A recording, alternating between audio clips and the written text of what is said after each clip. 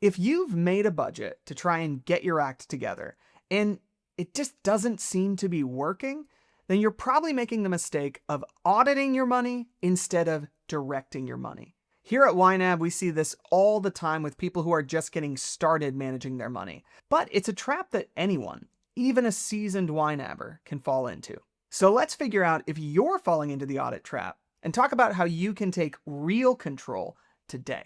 I'm Ben with the YNAB team, and this is Sketchy Advice. Money advice that actually, flipping, works. Don't ask how many takes that took. So what is the audit trap? Well, it's thinking you can manage your money by just looking backward. One sign that you're in the audit trap is that you primarily talk about money in the past tense. It's basically CSI personal finance. You show up at the crime scene of your own spending and you go, what happened here? Yeah, going through your bank statements and looking at what you've spent can raise your awareness, and that can be helpful, but it's probably not going to bring you the change you're really looking for. Now, you might say, whoa, Ben, there's no way I'm in the audit trap because I have a budget. And to those people, I would ask, when do you primarily look at that budget? Is it before or after you've spent? If you really only look at your budget after you've spent, then you're basically just expense tracking. You've got a fancy list of bills and some ideas about how you want to spend money.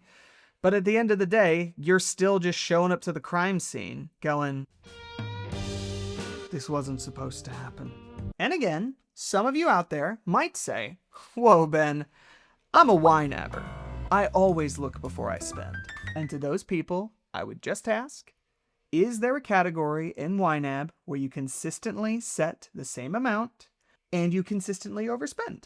Because if there is, then it's kind of like you're showing up to the crime scene saying, you know, it's kind of weird that this happens the last Tuesday of like every month. In all of these scenarios, whether we're looking at our bank statement or our budget or one category, we're just reacting to what's happened. It's like we're driving a car, but we're only looking through the rearview mirror. Granted, the rearview mirror is giving you more awareness than if you just shut your eyes, but seeing where you've been isn't going to give you the clarity you really need in that situation. So how do we start looking through the windshield? Or better yet, how do we fire up our money GPS so we know where to fill up for gas and which exit is going to take me to the nearest McDonald's drive-thru? Well, ironically, the first step is actually the rearview mirror. Look at your previous spending history to get a sense of what you actually spend, not just what you kind of ethereally hope you'll spend. If you've been using the YNAB app for a long time, it can be as simple as just hitting average spent on all of your categories. You might not like it, but you can do that. They ought to call that the reality check button. My goodness. Once you've written down realistic amounts for all those expenses, your next step, and if you're a YNABer, do not tune out here, is to give every dollar a specific job. Some of you guys who use YNAB think you know what this means, and you don't actually. So listen, I used YNAB for over a year without fully understanding this, so let me unpack this. When I say give every dollar a job, I mean every dollar you have right now. Not next week's paycheck, not next month's tax refund, not the birthday check you're gonna get from grandma, just the money you have right now. Why does that matter? Because if I'm using a GPS, I do not want the GPS to say, you're somewhere in the Dallas-Fort Worth area.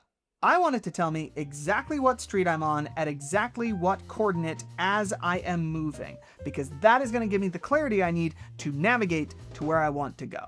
By the same token, if I'm trying to use my money for all it's worth and feel peace and confidence with it, I want to know exactly how much money I can spend on whatever I'm spending it on right now.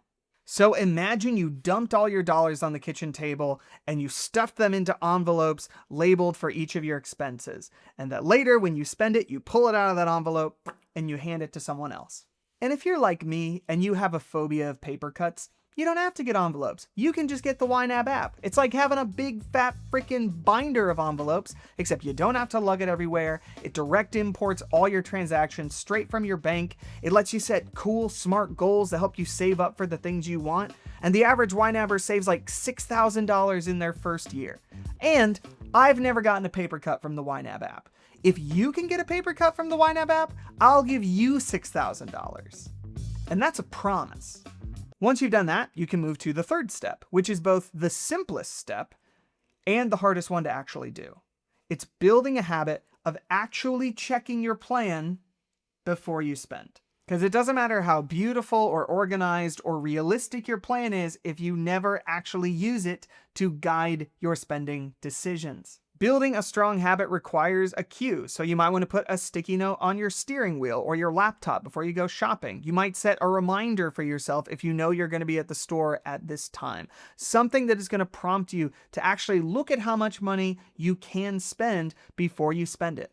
If you're using YNAB, you can use a widget to actually put your most frequent categories on your home screen. It could even be as simple as just looking at your plan while you're drinking coffee in the morning. But you want to get in the rhythm of pausing before you spend money to check, is this in alignment with what I've planned? Now, the thing is, sometimes you're going to look at that plan and you're going to go, I do not have enough money for this, but I do think this is really important. Well, if that's the case, you just look at your plan and ask yourself, what here is less important than the thing I want to buy? And then you move dollars from that thing to whatever category you need money in. No harm, no foul. You're still being proactive. You're deciding what you're giving up in order to get this thing. Do you see the difference here? Instead of saying, oh, I'd like to spend about this much, and then looking back at the end of the month to see if you did it or not, you're actively deciding what you want your money to do. You're actively aligning your money with the things you care about and the reality that you live in. And having a plan like that, with a mindset like that, that isn't just a budget. That's what we at YNAB call a spendful plan. It is a tool that helps you write the story of your life, to use your money as a way of expressing yourself and putting more of yourself out there in the world without feeling stressed about it or having to second guess yourself all the time. Auditing is not going to change your life. Spendfulness will. And if you want to learn more about it, you can do it right there. Bye.